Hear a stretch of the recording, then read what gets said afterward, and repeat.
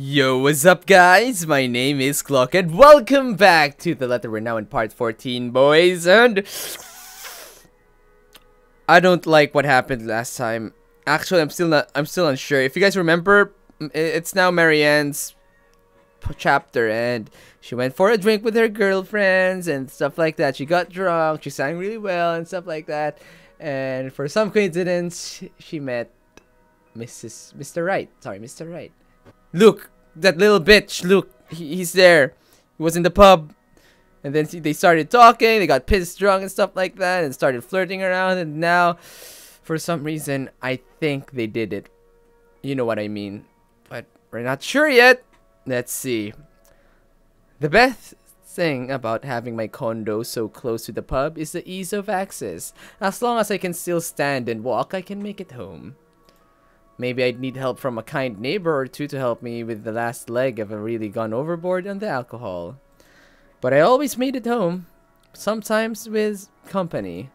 Of course, that always comes with complications, especially with the real clingy ones.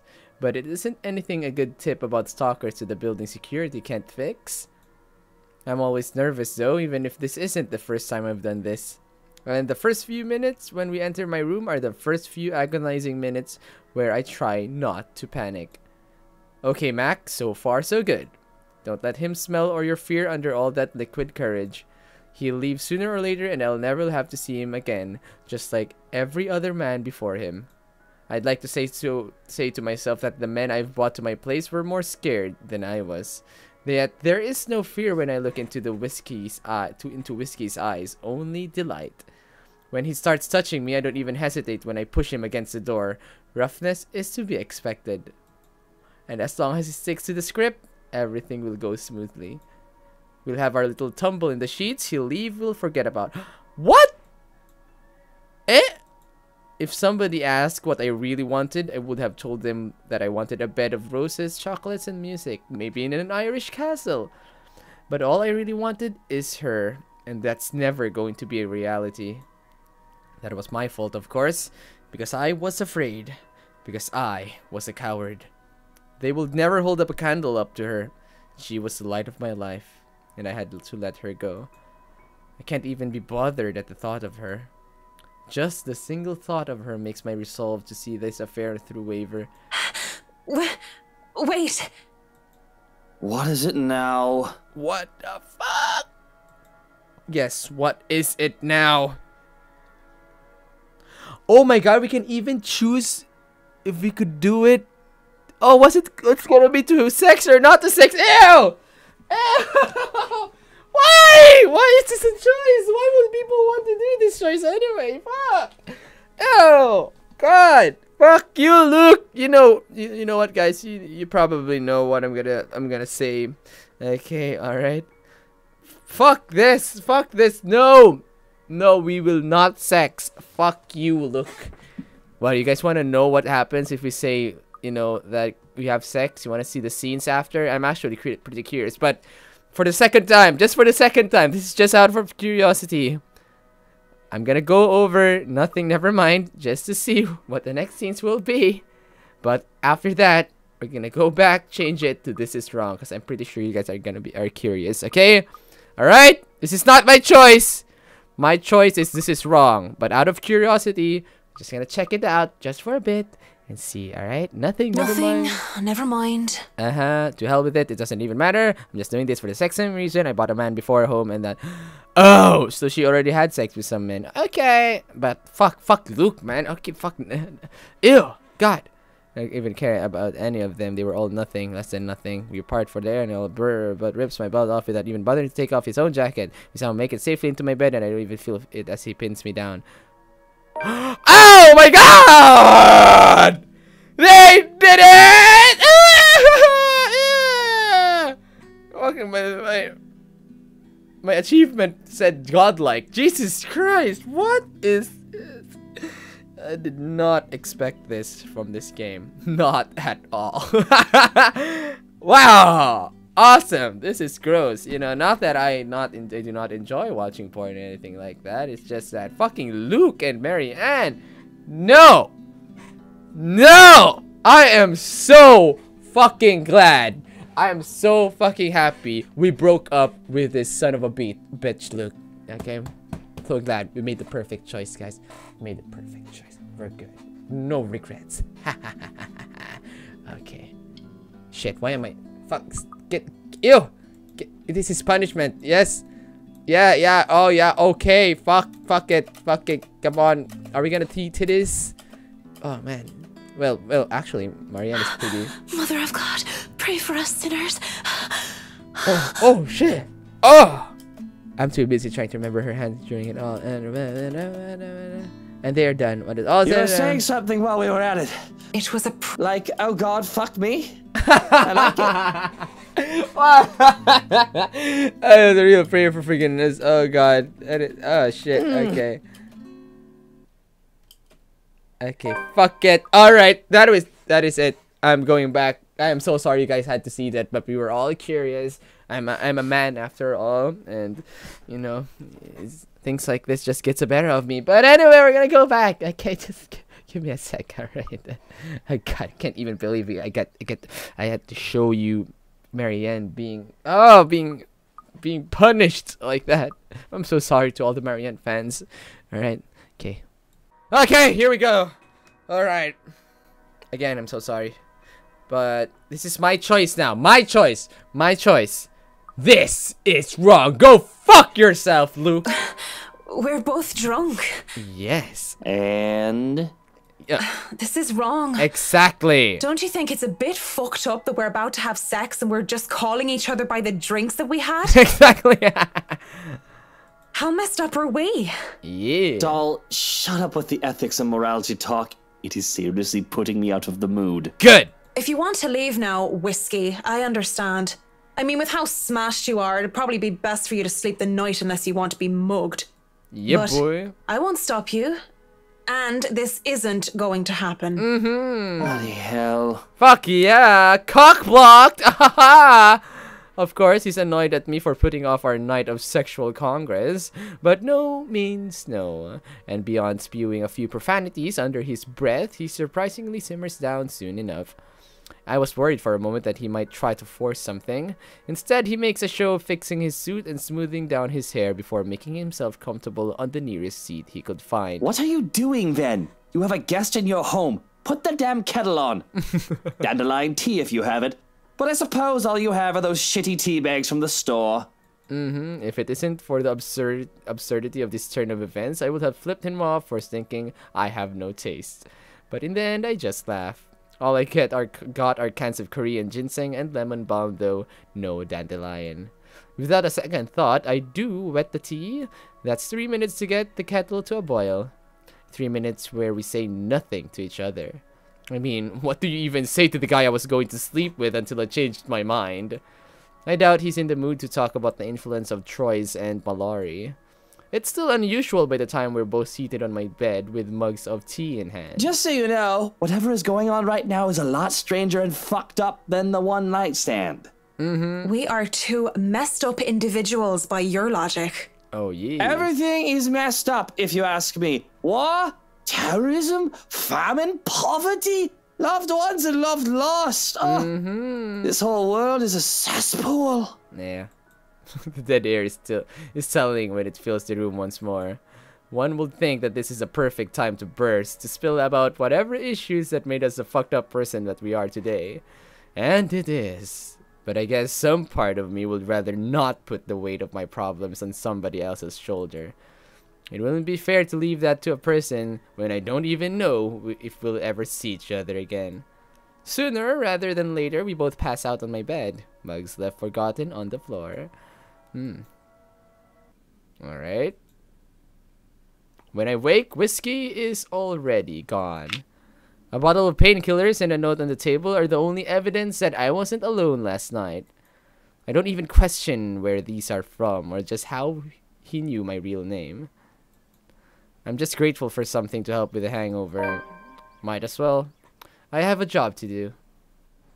October 22, Saturday. Yay! It isn't often that I think about drinking on the job, but after a meeting with the Wrights yesterday, it really makes me want to break my self-imposed rules. Ooh, they met. Because first off, fucking damn Whiskey was fucking damn Mr. Right! And to top it all off, they had somehow forgotten to inform me that they didn't own the Ermengarde mansion yet when they hired me. What sort of person does that? Ugh, rich people. I know, right? I could do nothing but twiddle my thumbs at this, however. Twiddle my thumbs and wait for the go signal. It's not like I can accept other smaller projects. This is a big job, and I should be ready to start on it at any time.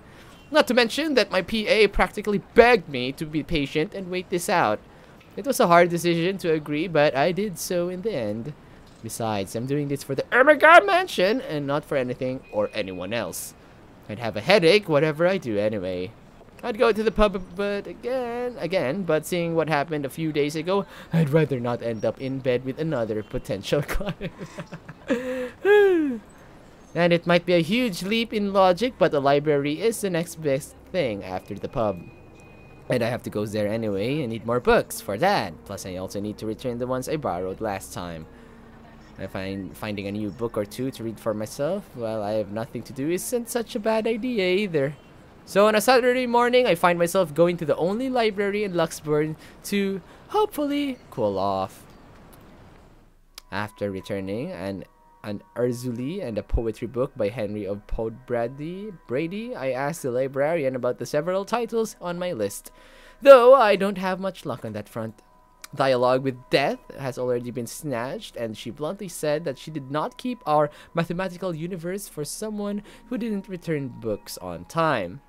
I make headway at least when I ask about Siege and Rendition of Havana by Jacobe de Pezuela. If you can count her snarling and pointing at the history section as headway, that is. The history section is devoid of any other except for myself and the redhead, though I'd wager I guess that Red's just passing by to get the classical literature section. Redhead. Rebecca! Haha, Rebecca! So many books, so little time. Scanning the books and seeing so many wonderful titles gives me great pleasure.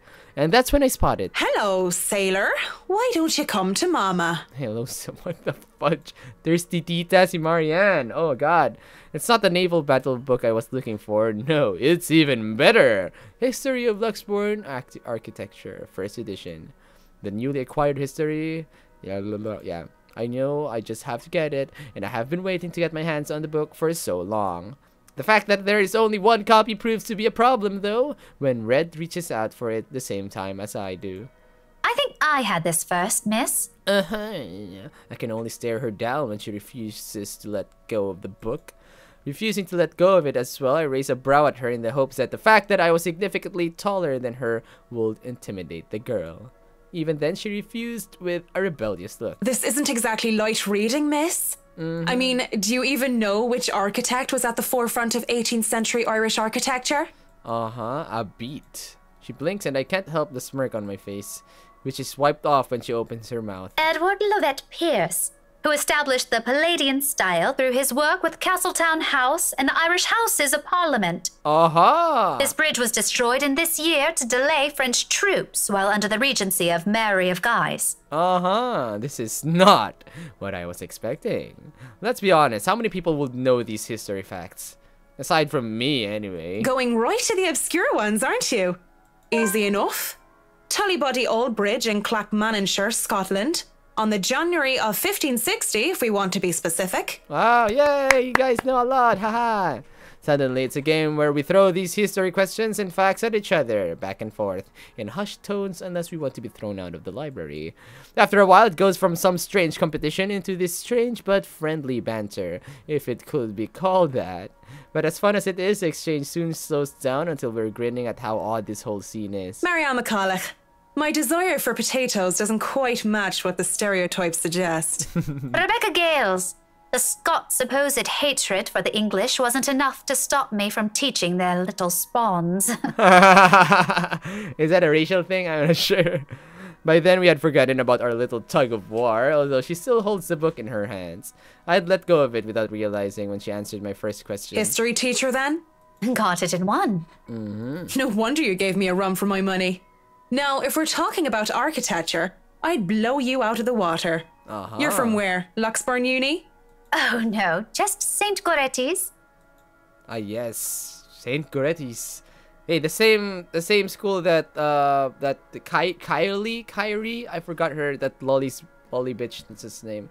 Anyway, you'd think a school would choose a more appropriate saint to name themselves after, especially when they have very young students. And I'm guessing you're an architect, if you're so confident about the subject.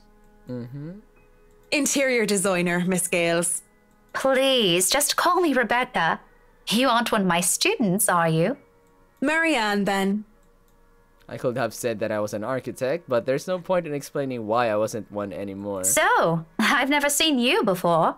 I'd like to think I've met every history aficionado in town. I blame the rock I've been hiding under, of course. That, and I'm usually only here on the weekdays if time allows. Work often has me meeting clients on the weekends. That must be interesting work. It allows for some creative freedom, sure. But it's like working with children sometimes. Though you probably have it harder working with actual children. The hardest part is convincing them that your idea is their idea. That sounds exciting. It is! But isn't that true for any workplace, though?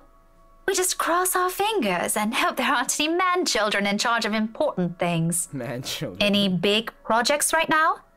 I can't imagine that interior designing is a frequent thing. I'm working on the Ermengarde mansion. Lucky me. That mansion. Intach. Wonderful. Breathtaking. I can't wait to start in it. Now that is beautiful architecture. A pause. It looks like she wants to say something at my mention of the house, and I'm not surprised. That place is certainly popular with the locals, especially with the urban legends attached to it. In the next second, though, she seems to think better of it and drops what she's about to say. So, do you have a portfolio or anything I can take a look at? I'd love to see your designs. Maybe you have some on a tablet? I've met some designers before, and they're always going crazy over these virtual room apps or another. A tablet? Please. Callicrates didn't need those silly eye-tabs when he built the Parthenon. I certainly don't need one to design a house. The computer back at my place is all I have. Why should I buy such an expensive gadget that will just get outdated within the year when what I have is just as functional? The traditional ways had a far more personal touch in my opinion, not to mention those smartphones are awful tools for procrastination. I can't even count on one hand the number of people I see going outside only to have their eyes glued to the things. And fuck touchscreens, they're evil things that make typing, what should have been a simple task, harder. I do have an online portfolio if you'd like. I can... Speaking, or think of the devil seems to have summoned it, but because before I can even carry on, Rebecca's attention wanes as she pulls out her mobile. For what I can only assume is a call, she gives me an apologetic look before she's standing up and excusing herself, all farther into the aisles as she goes, for some privacy. I do my best to give it to her as well, trying to tune her out. Belle, is something wrong?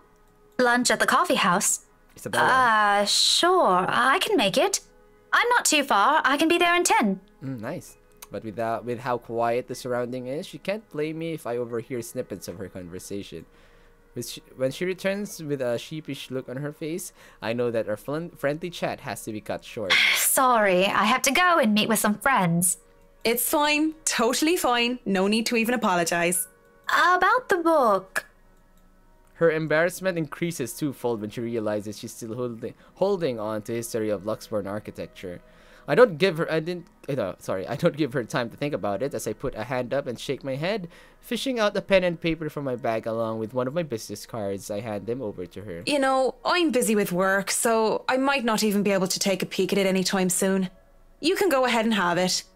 But you'll have to ring me up when you're returning it just so I can snag it right away. Deal? She makes a quick work, penning her number down and handing it back to me with a grin. Deal. Just message me during school hours, of course. You have a good day then. You too. Nice. With Rebecca gone, I'm left alone standing in the history section. Although my original plans were simply to sit down and read a good book, our little pop quiz, if you could call it that, made the time pass by without any of us realizing it. It was fun, and I do believe I made a new friend. Good job, Marianne. Even with the talk of lunch, however, I don't feel like grabbing a bite to eat. There are still other books to be read here, and I'm hoping to find something that will help me while I work with the rights. Something like how to deal with assholes professionally 101, just in case. I've dealt with a lot of uppity, snooty, and rich clients before, but it's still better to be safe than sorry. Because Luke Wright just takes the fucking cake, and he probably manages to eat it too. It seems the world is conspiring to keep me away from my me time as my mobile vibrates in my pocket the moment I find something from the shelves of the classic literature section. Marianne McCulloch, Charlie Rose Design speaking. Oh, it's Rose. Rose Cooper here, Miss McCullough. I hope I didn't catch you at a bad time or anything, but I just wanted to check in and tell you that we've got the clear to hand over the documents. Madam Wright told us that we should forward the floor plans to you. Already? How did they go through the process so fast?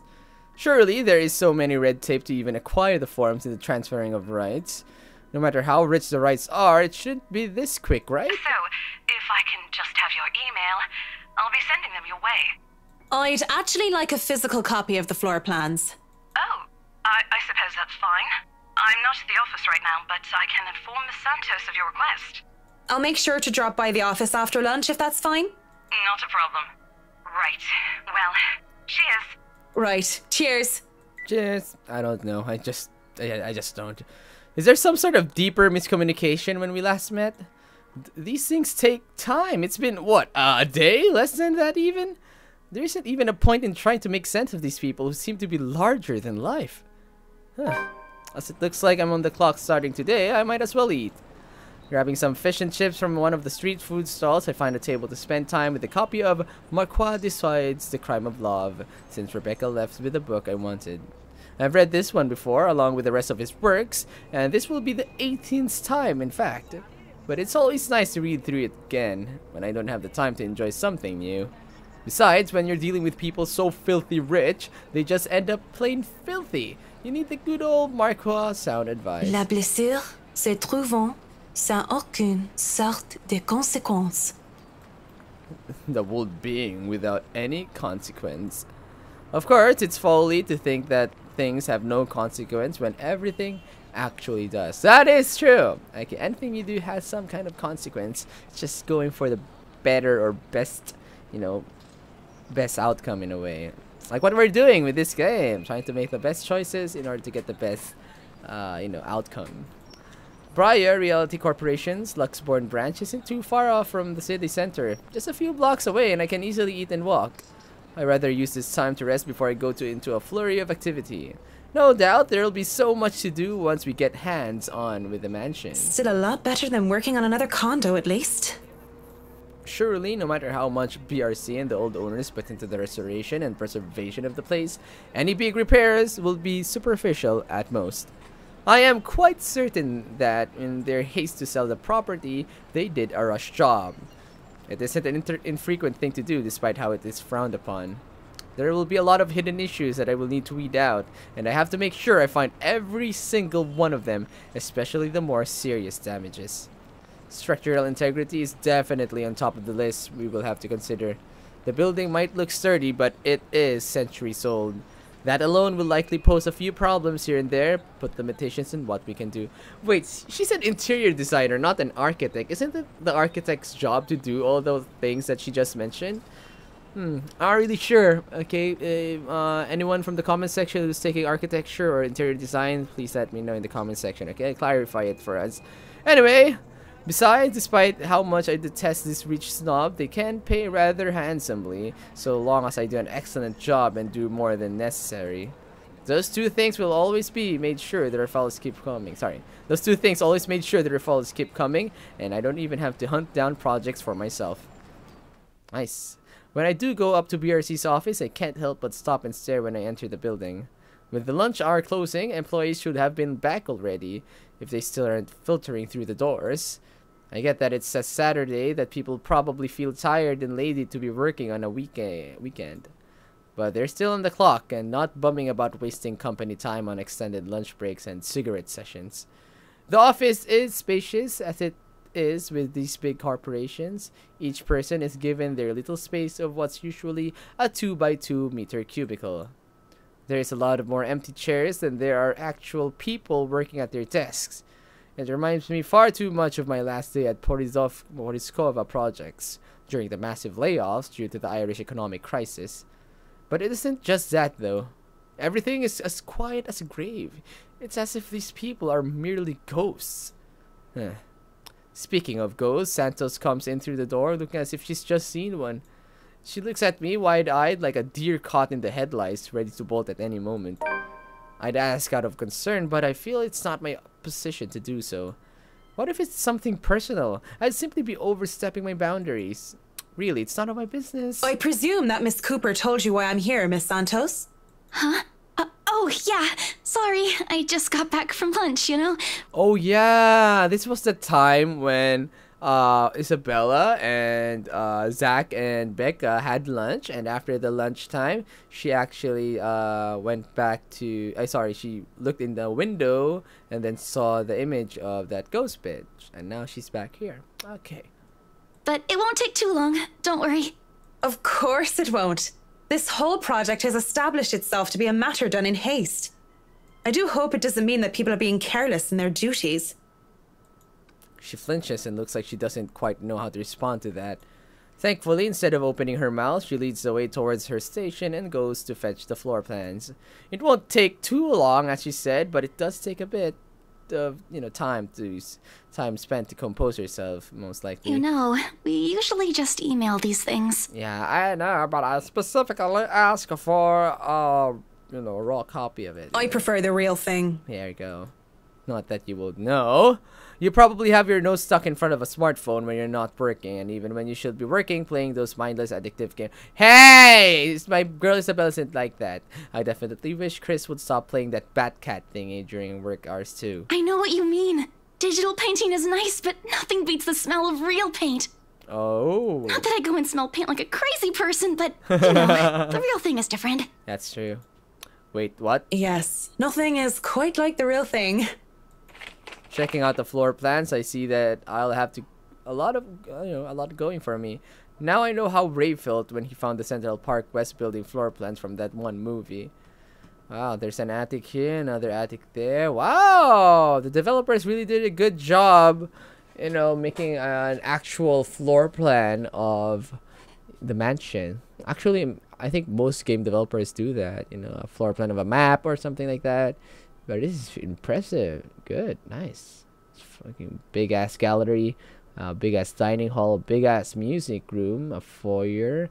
There's also a parlor. Restroom is also probably bigger than the gaming house. Fucking wine cellar in the underground. Cool. Kitchen is actually kind of big as well. Nice.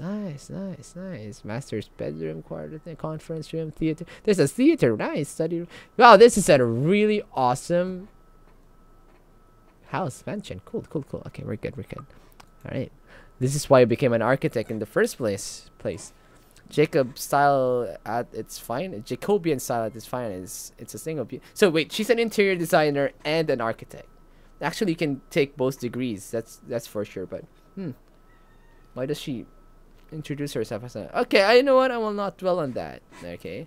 Look at those gorgeous rooms. A delicate harmony between empty spaces. And speaking of empty spaces, there's something rather odd about these ones. I feel a bit silly saying it out loud because I've never lived in a big house, let alone a mansion.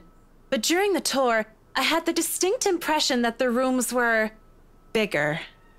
Yeah. Maybe the scale is wrong? It's not much of a problem. And it is an old house. Yeah, in a way, the music room was supposed to be bigger in a way, right? I'm not sure. Huh. Oh well, ballroom and stuff like that. There had been little details here and there that I would have liked to address during the open house too, but it was all forgotten in the wake of Miss Santos' incident and the trouble with ownership. The wine cellar is going to be a problem. I shudder to think what sort of repairs they did to the place. There might even be, might have been things that were swept under the rug, pushed to the dark corner of the rooms, and hidden away in barrels. Water damage could have been covered up. There had been floods due to heavy rains in West England just last year, after all. And if there's any sort of damage to the house's foundation, that's going to be a lot of work. I was not able to look at the attic as well. For all I know, a whole family of vermin could have made their nest there. Working with pest control is always the worst. The sheer size of the place is staggering. Even if I did just say it was a lot smaller than I thought. I might just be biting off more than I can chew, but who doesn't like a good challenge? First things first, I'll have to... So, do you want a coffee? The one from the staff room is pretty decent. There's really no need. I'm sure you have rules against it. Rules against bringing someone coffee? That's ridiculous. And even if there were regulations against it, nobody's really here to tell Sir John. I've already brought 2 mugs, and I'm not going to drink them on my own. Come on. I have to stamp down my annoyance at being distracted. Seeing the girl, the young woman, though, it looks like she has a lot on her mind.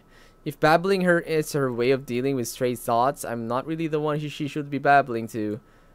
You know what? Let's be polite to Isabella. She's been through a lot, okay? This is no time to, like, ignore her. Okay, let's listen. You have something to say? I give her time to speak up. But when she just stares, I clear my throat. Yes? You have something to say? As embarrassment creeps up on her face, I snatch one of the coffees from her and take a sip. Too hot. Just thinking and speaking off the record, it must be fun what you do. You go to people's houses and you make them, well, pretty. You're sharing your art with them. Oh! I remember. Isabella wanted to be an architect, right? Like, it's like, there's a profile here. Let's go to that. Okay. Yeah, she had a fine arts design. Okay, sorry, she wasn't an architect, but close to that. Fine arts. Okay, art and all that thing. Pretty much creative things. All right, there you go. It's a little bit more complex than that. But if you put it that way, it is fun. I wouldn't have done it for 7 years if it wasn't a little bit fun, I guess. Nice. These big clients always have paintings in their homes. Do you have a supplier for art pieces? I didn't expect to hear such questions from her, seeing how well she handled herself yesterday.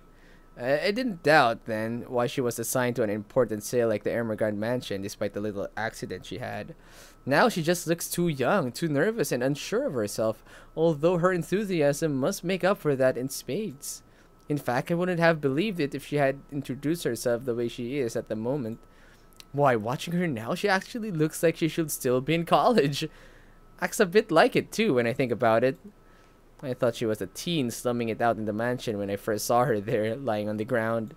Surprise, surprise, she turned out to be one of the estate agents handling the property. The clients usually support artists of their own choice. If they don't, I'm always happy to refer those that I know. That's cool.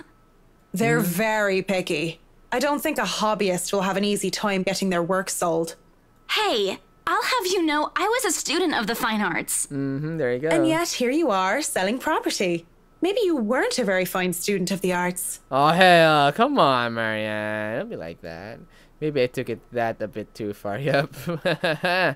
She bites her cheek and it looks like she's barely holding herself back. It's not like I had a choice.